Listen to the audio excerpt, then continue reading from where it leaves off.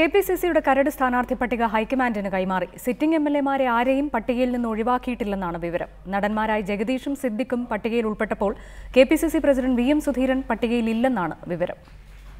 ഓരോ മണ്ഡലത്തിൽ നിന്നും 3-4 പേരെ ഉൾപ്പെടുത്തിയ പട്ടികയാണ് കെപിസിസി നേതൃത്വം തയ്യാറാക്കിയത്. സിറ്റിംഗ് എംഎൽഎമാരെ ആരെയും ശുപാർശ പട്ടികയിൽ നിന്ന് ഒഴിവാക്കിയിട്ടില്ലെന്നാണ് വിവരം. നേതാക്കളുടെ പ്രത്യേക നിർദ്ദേശപ്രകാരം നടന്മാരായ ജഗദീഷിനെ പത്തനാപുരത്തും സിദ്ദിഖിനെ അരൂരും ശുപാർശ ചെയ്യുന്നുണ്ട്. ഉമ്മൻചാണ്ടിയുടെയും ചെന്നിത്തലയുടെയും മണ്ഡലങ്ങളിൽ മറ്റു പേരുകളില്ല. അതേസമയം വി എം സുധീരൻ കരട് പട്ടികയിലില്ല. ഹൈക്കമാൻഡാകും തന്റെ കാര്യത്തിൽ തീരുമാനമെടുക്കുകയെന്ന് നേരത്തെ തന്നെ വി എം സുധീരൻ പറഞ്ഞിരുന്നു.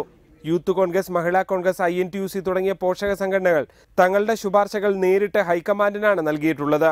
ഇതുകൂടി പരിഗണിച്ച് കരട് പട്ടികയിൽ തിരുത്തലുകളും കൂട്ടിച്ചേർക്കലുകളും ഉണ്ടാകും. ഈ മാസം 23-ന് തെരഞ്ഞെടുപ്പ് സമിതി ചേർന്ന് ശുപാർശകൾ നൽകുന്നുണ്ട്. ഏതായാലും ഈ മാസം അവസാനത്തോടെ അന്തിമ പട്ടിക പുറത്തുവരും. റിപ്പോർട്ടർ, തിരുവനന്തപുരം.